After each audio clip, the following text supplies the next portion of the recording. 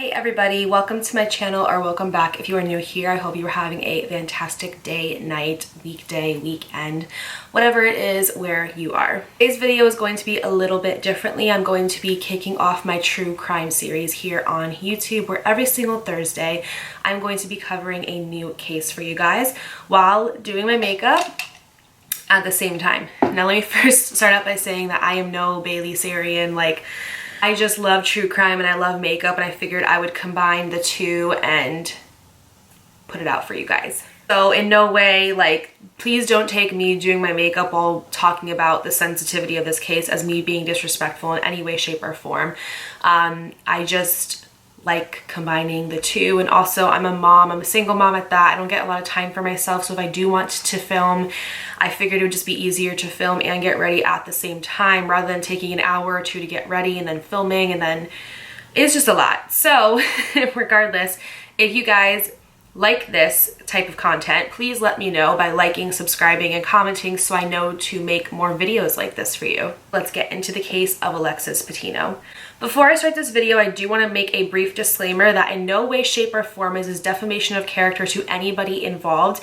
No names are being said, no identities are being revealed. I don't even know the name of the boyfriend that is going to be involved in this case, so no way is anybody revealing the identity, trying to be defamatory, or trying to slander his name in any way, shape, or form. I am just simply referring to facts that are found on the internet and through other videos I have found here on YouTube. This information is already out there for the world to see. Nothing that I'm saying is anything that has not been online or disclosed. Just had to say that because if you know, you know. Get on into it. Today's case is going to be about Alexis Patino, and before I get started, can we please just take a moment to admire this girl's beauty? She is literally so freaking beautiful, and you could tell just by her smile and the way that people talk about her that she was a beauty not only on the outside but in the inside, and that it truly just radiated through her. Alexis Patino was 22 years old. This case took place on November 20th, 2017. This case is about to be 3 years old this November, and there still are not any answers, and it is considered a cold case. She is from the San Fernando Valley area and raised in Hemet, California. She was the oldest of 4 girls. She had 3 other sisters. She's described by her loved ones as being very eager, a go-getter. Anything that she pretty much set her mind to, she achieved. Driven, extremely smart, friendly, could basically make friends with anybody, and she was just such a radiant and beautiful, beautiful soul. Now, I just have to say that her family absolutely adored her, and even hearing how they've talked about her by looking at news interviews and through her sister's YouTube channel, you can just really see how much love surrounded Alexis, and that she was just loved and adored by so many people. It really brings tears to my eyes, hearing them talk about her, because you could just tell that she was just such an amazing young woman. Her family says that she was the guardian angel of the family, and that she was basically as close to perfect as can be. I also want to mention that she was very, very, very close to her mother, her sisters. They were a very close family. They spent a lot of time together. They invested a lot of time into one another and shared a lot of love, so they just had a very, very close-knit bond between the whole entire family. Now, Alexis's mother Monica had her at a very young age, and because of that, the two developed such an amazing and incredible bond together, because they practically grew up together. And I mean, God, I can relate to that so much. I literally had Aubrey. I got pregnant with her when I was 19, and I had her at about 20. So I literally know exactly what that's like. Loved her so much. She's my everything.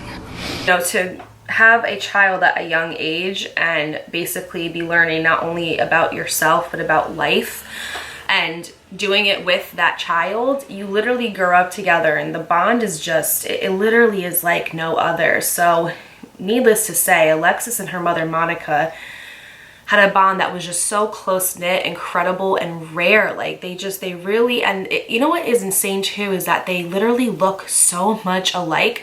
The resemblance between them is absolutely insane. I'm gonna actually put a picture of them right here so you guys can see that she's literally her twin. Monica just did an absolute amazing job raising her daughters. Alexis was amazing. Her mother even says that when Alexis walked through the door that it was as if a star had just walked in. That's how incredible, just amazing this girl's energy was. During high school, Alexis kept very busy. She was very active. She did a lot of activities in high school, including varsity cheerleading. She was in honors classes, the student body government, Peers described her as always having a smile on her face. She was that person that you would go to if you needed advice or just needed somebody to talk to and feel heard and accepted. She was kind to everybody, not just the people that were on her squad or the people that she was friends with. She was kind to every single person that she met and gave them the same respect as she would to anybody else. Also described her as being very social, relatable, and down to earth. She was absolutely an old soul. I mean, she had this way of making people feel that they could just be comfortable in themselves around her and didn't have to pretend to be something that they weren't. She really loved helping people. She just wanted people to feel heard and safe and like they mattered. Alexis worked at Starbucks. While she was working there, she actually was going to a community college in order to obtain an associate's. She had recently picked up a second job as an after-school coordinator, in which she really enjoyed, and she was actually accepted into Arizona State University as well. She wanted to pursue nursing, which again just shows how much she loved helping people and just being there for them. And it really just showed how much she loved not only people, but just life as well. This girl had so much freaking going for her. I mean, she also was doing Starbucks at the same time as she obtained the second job. So she really was the definition of just a go-getter, very eager and very wanting to, you know, achieve anything that she put her mind to. Now, during this time, Alexis had gotten a boyfriend in which she met through a mutual friend. About 6 months into their relationship, Alexis's boyfriend actually moved to New York. So during this time, they kept a long distance relationship going. They were still talking, they were still together. They were just doing it long distance and it seemed to be going, you know, fairly okay. Then after that, he ended up actually moving back and left New York. This is where some suspicious things started to happen, and this is kind of where the story is going to start. Her friends and family started to notice that they were seeing Alexis less and less as the weeks were progressing. And this was very unusual, unlike her. As I previously stated, that they were a very tight and close-knit family, and I can only imagine that she was so close with her family that she probably embodied that same closeness within her friendships as well. We'll also note that her friends didn't care too much for her boyfriend because he just came with such like a negative attitude. He just wasn't the most pleasant person to be around, and her friends just kind of didn't really care for him and didn't care to be around him and his negative energy. They also noted that he was very possessive and showed a lot of signs of aggression as well towards Alexis. Her mother also said that she did not get the best feeling from this guy, and we all know that a mother's intuition is always on point.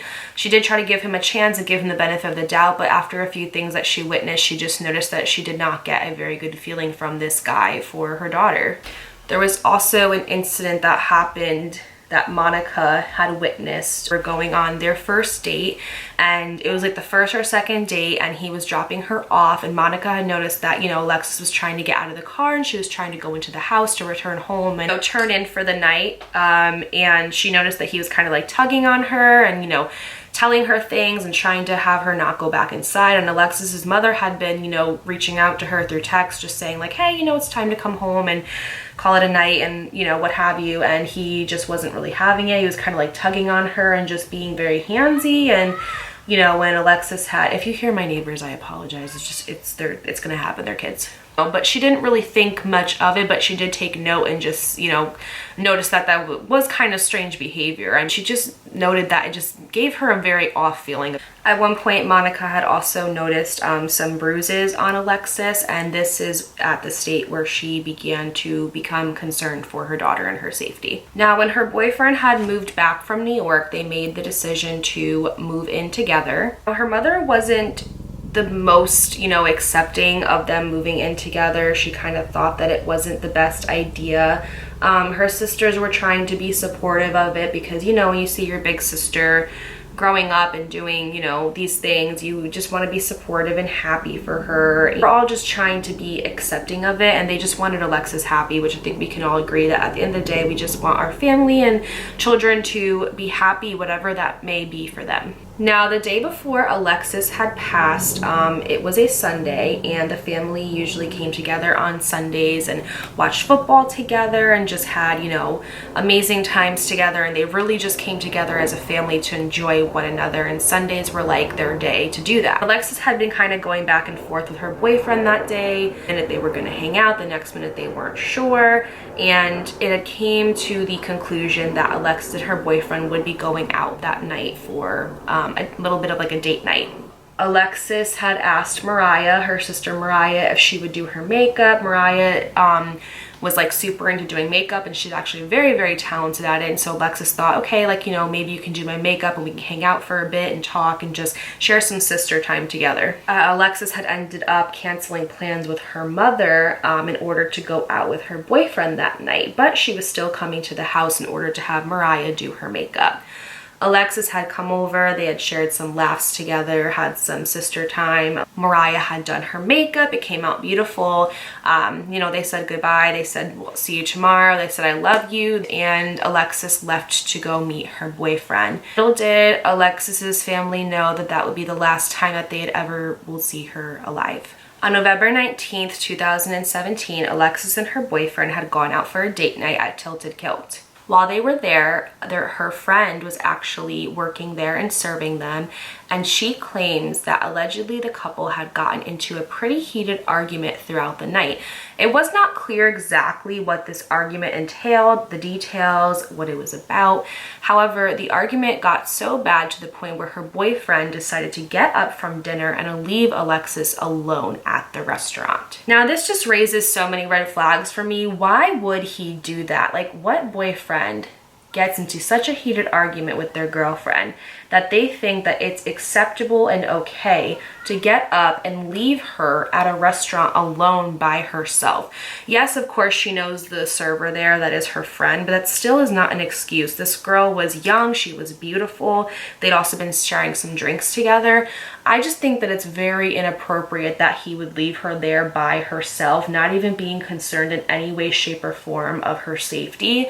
And, you know, the world is crazy these days and what goes on, and I just feel like he wasn't really thinking about Alexis and her best interest in that moment. So it does kind of raise some suspicious and red flags for me. No matter what is going on between you and your significant other, I think it's absurd to just get up and leave them alone at a restaurant. Now, at this point is when Alexis had decided to stay back and drink some water and kind of just chill and collect her thoughts and get her mind together before she decided to go home for the night. And I just want to say that I think this demonstrates how amazing Alexis was and how in tune she was with her emotions. Most people, when they would get into a fight with their significant other, they would just get up and they would go chase after them, or they would try to, you know, drive around and go find them. And I think that it's just amazing that she said, okay, let me be safe, let me stay back, have some water, I have had a couple drinks, let me kind of reevaluate what's going on and then try to work things out or see where we are at. Now, Alexis had called her sister Mariah that night at about 10:30 p.m. For me to put it in brief summary, Alexis had called Mariah. Mariah had picked up the phone, and Mariah had kind of heard some sniffling, but nobody was saying anything or talking. And, you know, she was saying, hello, like, Alexis, what's the matter? And Alexis had actually hung up the phone. Mariah decided to wait a few minutes to see if Alexis would call her back after trying to call her back a few times but was unsuccessful in reaching her. But Mariah said, okay, if she wants to talk, you know, she's going to call me back. She didn't really think much of it. Alexis did end up calling Mariah back a few moments later, and Mariah had picked up the phone and they were talking, and Alexis was asking her, you know, what are you doing and things like that. And Mariah said, you know, nothing, just in my room. And she had asked her, where is your boyfriend? And Alexis had told her, oh, he's being annoying. I talked for a few more moments after that, and then Alexis again repeated herself and said, what are you doing? Now, this kind of did raise a little bit of suspicion for Mariah, because she was like, I literally just told her what I was doing. Why is she asking me the same question again? But Mariah just thought in her head, like, okay, like, you know, maybe she's just tired, or maybe she's drunk or something. Like, we all know that when we have a little bit of alcohol in our systems, we sometimes get a little bit dazed and confused with our memory. It's happened to literally all of us. This was nothing that really raised a super red flag to Mariah. I also want to note that Alexis was just like a social drinker. She would have a couple of drinks on the weekends. I mean, this girl worked so hard, and she went to school, and she just was literally like superwoman and did everything. So she deserves to have some fun and have a few drinks on the weekends. I think we all do that every now and then to kind of unwind and let our hair down, but it's not like she had a problem with alcohol or anything for that matter. She was a very like good and clean girl. And Mariah now had, you know, confirmation that Alexis was home safe. Everything, you know, seemed to be pretty normal. It was a pretty normal conversation. There was nothing disclosed in the conversation that would make Mariah think, oh my God, something's wrong, I need to go over there, or anything like that. In the conversation before they hung up, Alexis had told Mariah that she would talk to her tomorrow, which to Mariah replied, okay. And they said, I love you. They hung up the phone, and that was the end of the phone conversation. Little did Mariah know that would be the last time that she ever heard her sister's voice again. Alexis's last call was to her boyfriend at around 11:13 p.m. Phone records indicate that they did talk for 2 minutes. However, it wasn't until 2:30 a.m. that her boyfriend decided to start making his way home back to his and Alexis's apartment, because remember that they did live together at this time. According to her boyfriend, when he had arrived home, the door was locked. And yes, he did have a key, but he was unsuccessful in entering the house because the deadbolt was actually latched onto the door, according to the boyfriend. He had tried calling Alexis a few times. She did not answer. He had tried sitting out there knocking for quite a bit of time, according to him, and he was unsuccessful at reaching her. This is when he figured that he would dial 911 and try to get some help at entering into his apartment. Now, in my opinion, the police completely fumbled with this one, because not only did they not actually check to see if the building was completely locked or not, but all they really did was go there and knock a couple times and then left. Like, that was it. How do you not check if the door is actually locked or not, number one? And number two, why would you just knock on the door a few times and then decide that it's acceptable to leave? That part baffles me, and I don't understand it. According to Alexis's boyfriend, after they had knocked a few times, he just told them, it's okay, don't worry about it, I will just sleep in my car. I am going to stop doing my makeup for a second and talk about why this raises such high suspicion for me. And there's 4 reasons. Number one, why wouldn't the police try to get him into his apartment, or at least help him? I feel like if that was my significant other, I'd be very adamant on the fact that this was very unusual for her to put the deadbolt on the door and that maybe something's wrong. I'd be very adamant and pushy into them trying to help me get into my apartment.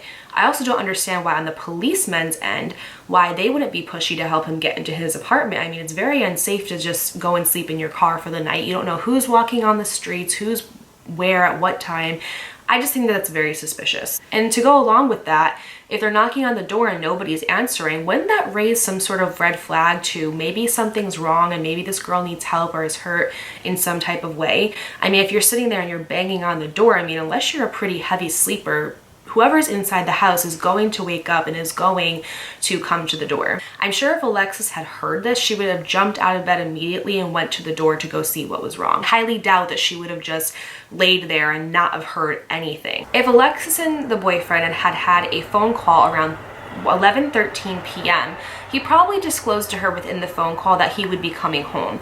Now, if she was expecting her boyfriend to come home, why would she put a deadbolt on the door, eliminating any way for him to be able to enter the house? That just does not seem logical to me, and it doesn't seem like something that Alexis would do, in my opinion. Not to mention, this was a man who was described as being very possessive and had a lot of aggression, and I just don't see it logical that he would be knocking on the door, calling her phone, she wouldn't be answering, and he would just calmly go to his car and fall asleep for the night and not in any way, shape, or form be mad and agitated that she locked him out or that he's not able to get into the apartment. That just seems very suspicious to me. The boyfriend claims that he had gone down to his car and he had fallen asleep and stayed there until about 6:40 in the morning. Now, he claims that he had found a way to get in, not through the door, but I guess when he had walked up the stairs, he had realized that the window was slightly ajar and that he had to kind of, I guess, stand on a railing and lean like way over in order to get access into it, because keep in mind, they were 3 stories up. It's not like he could just stand on the ground and kind of get something to prop his feet up and go inside the window.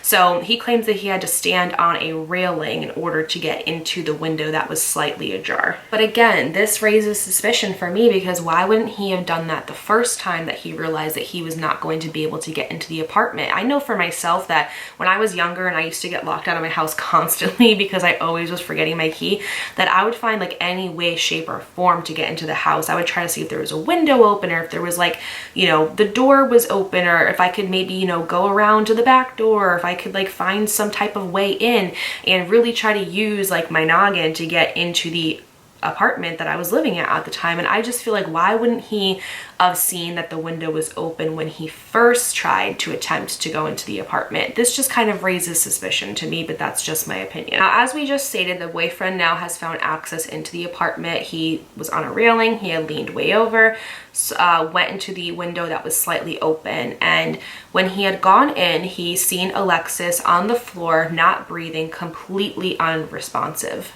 The boyfriend saw her like this and claims that he thought that she had killed herself. He decided to call 911 at that time and told them the same thing, that she was just lying there and that she was completely unresponsive. I asked him if he had performed CPR, if he had tried to see if there was a pulse, etc. And he actually said that he did not touch Alexis at all during this time.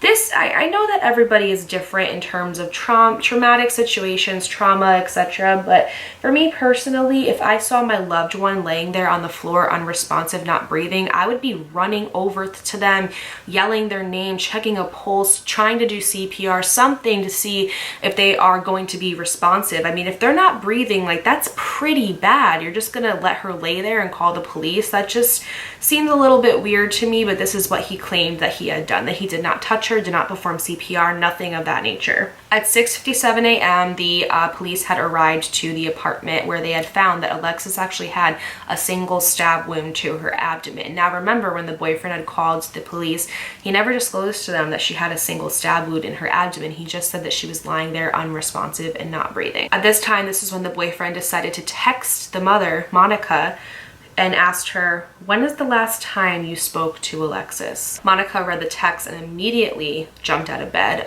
She actually was about to start getting ready for work, and she immediately jumped up, and she just knew that something was not right. She had immediately started calling Alexis's phone and in attempt to get in contact with her, and her boyfriend had actually answered the phone and told her that he had found her lying on the floor, unresponsive, with blood coming out of her mouth.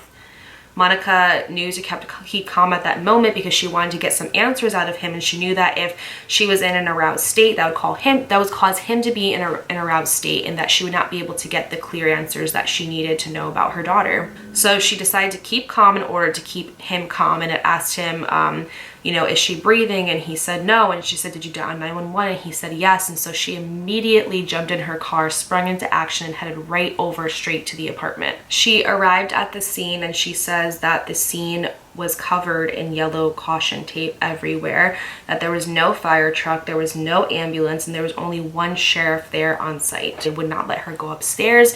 They wouldn't give her too much information. This went on for about 8 hours. So you can just imagine how, like, just terrible she must have felt during this time. I can't even imagine. And this is when detectives slowly started showing up and coming to the scene. At 11:20 a.m., her boyfriend was arrested for murder with malice, but because there was not any substantial evidence that they could use against him, he was later released the next day. Now, her boyfriend did have an alibi. He was at the casino, and tapes do show that he did leave there at the time that he said he did, but there is nothing showing what he did from 3 a.m. to 6:50 a.m. There's no alibi, there's no evidence of what he did, or if he actually did sleep in his car. So that does lead to some suspicion of what happened during those hours. As you can imagine, this left the family with absolutely zero answers of what happened to Alexis. They had no leads, they had no information, and they didn't really have a whole lot to work with. The family completely ruled out suicide as an option. I mean, even the second that Mariah, her sister, heard that this could possibly be an option they were looking into, she immediately shut it down and said there's absolutely no way that her sister would kill herself or ever do anything to harm herself. And the family all agreed that this was just so out of character for Alexis and that she would never do something like that. I mentioned that suicide by stab wound is extremely uncommon, constituting to 1 to 3% of suicide attempts. Now, I just think that it's absolutely absurd to even for a second consider that this case was a suicide. This girl had so much going for her. She had 2 jobs, you know, she loved both of them. She expressed such joy all the time, and she really just had this passion and fire for life. Didn't have any past history, no signs of depression. She did not have any kind of substance issues or abuse or anything of that nature. And the family just stated that this was simply not in her character at all. It was at this time that several of her friends actually started to come forth with their own stories about how Alexis's and her boyfriend's relationship was very troubled, toxic. He was very possessive. He showed a lot of signs of aggression and control. One of her friends even claimed that Alexis one night had to sleep at her house after an argument that they had gotten into. Another friend also mentioned that one time that she had seen a bump on Alexis's head. One of her friends even states in a news interview that is on YouTube that, plain and simple, quote, "If she had never met him, she would still be alive today," end quote. Plain and simple, if she would have never met him, she would still be alive. Now, as I said before, in no way, shape, or form am I sitting here instigating or insinuating that he is 100% responsible for what happened. I am just simply, again, stating information that is on the internet for everybody to see. Nothing that I'm stating here is new or not in the public eye or anything like that. I am simply just stating my opinions and things that I have seen and information about this case. With further investigation, the police actually came to a conclusion that this case was not suicidal. This unfortunately caused them to rule out her death as accidental. The autopsy did show over 9 bruises, scrapes, abrasions, things like that. There was also a laceration to her chin and about 2 above her eyebrow. Now, again, this leaves the family without the answers that they are so desperately seeking and the closure that they need in order to move forward with their lives, because they really have no answers as to what happened. A memorial service was held for Alexis on Friday, December 1st, 2017. Her boyfriend actually did not show up to the funeral, despite many efforts from Mariah reaching out to him, asking him, begging him to please show up and come to the funeral.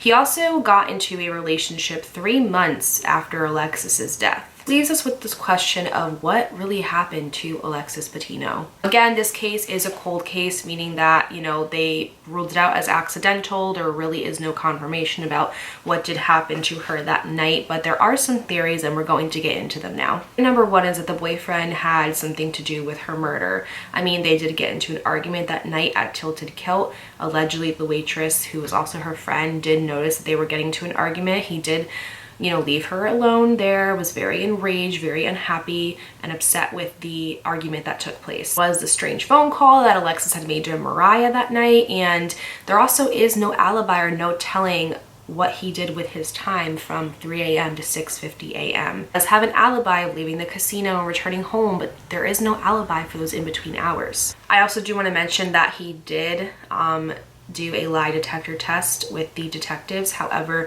it was inconclusive, meaning that when they had asked him questions about the murder and if he had anything to do with it, the answer came back as not yes, but not no. So it wasn't true or wasn't false. It was kind of like that in-between, like maybe thing. And also, lie detector tests don't always hold up in court, so they can't really use that as substantial evidence. And as I stated, it was inconclusive, meaning that they really can't do much with it, unfortunately. To mention the very suspicious behavior of him not showing up to her funeral, getting into a relationship very quickly, only 3 months after the death of his girlfriend. I also want to mention that Mariah has gone to multiple sidekicks and like mediums, and they have all said that this was no accident. Somebody involved in this that did this to Alexis and that she was murdered. The information, what you will, I am just spreading that she has gone to people who have, you know, this gift of knowing, and that they have told her that this is not a death that was an accident by any means. The other theory is that Alexis maybe had a stalker. I mean, she was absolutely beautiful.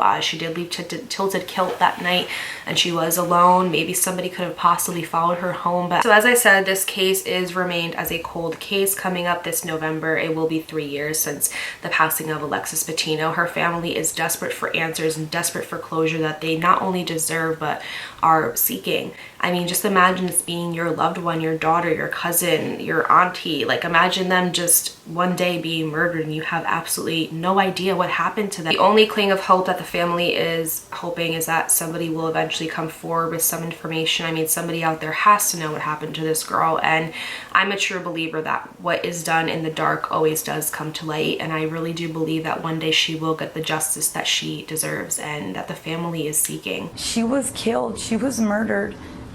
And just to know that she suffered for a second absolutely kills us. I don't see how this family can move forward without any answers or any conclusion as to what happened to Alexis. The family is working so hard, desperately trying to get answers that they need. That leads to the question that many of you may have, and that is, what is the family up to now? It's actually a great question. Our family is looking into getting a private investigator. However, they are very expensive. I don't know the exact details, but I think it's like $200 to $300 an hour for them to be working on a case. Like, that is just so expensive, and you know, they really want to, but it's very pricey, and it's an option, but it's a very pricey one. Mariah did release a video 8 months ago updating everybody on her sister's case. They did have a petition that got more than enough signatures, and this kind of pushes the detectives and people that were working on the case to kind of like reopen it, review everything, and take a second look. However, they are unfortunately still sticking to the case, to the fact that it is a cold case, and they're not really pushing, the detectives aren't really pushing to relook the case or reopen it right now during this time, which is very unfortunate, because I do believe that the detectives and the police system just completely failed this family on this case, and that they didn't do nearly enough and as much as they should have. The only way that they would relook at everything and review the case is if somebody were to present some new information or come forward with anything that would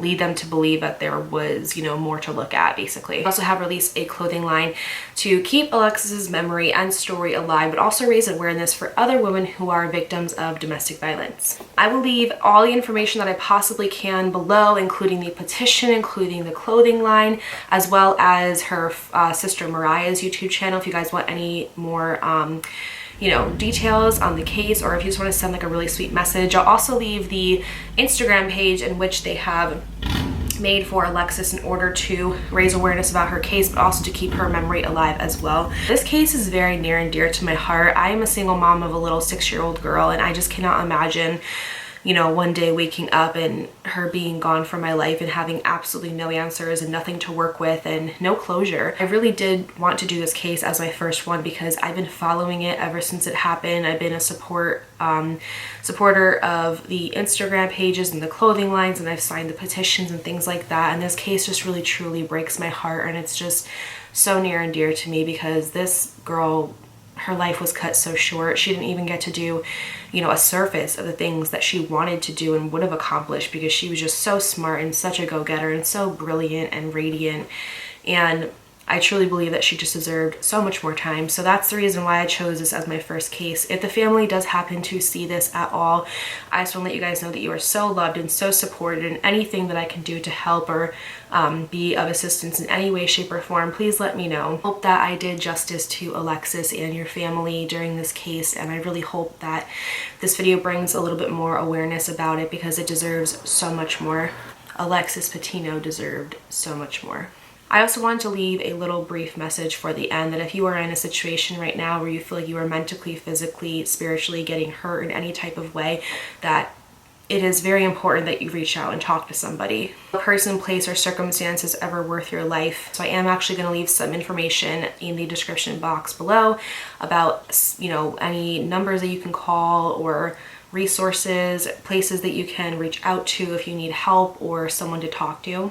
Inbox is also always open. I will always leave my socials in the description box below as well. If anybody ever needs to talk to somebody or reach out or feel heard or understood, I am always there. I don't care who you are, how old you are, what your ethnicity is, what your gender is, like anything like that. I just love human interaction, and I really would like to talk to some of you guys if you ever needed anything at all. Rest in the sweetest, sweetest, sweetest peace to Alexis Patino. I hope she lives a very happy and healthy life in heaven, and that she is able to help people up there as she wanted to down here. She truly was an earth angel and the most incredible woman. Thank you so much for watching. I'll see you in my next video.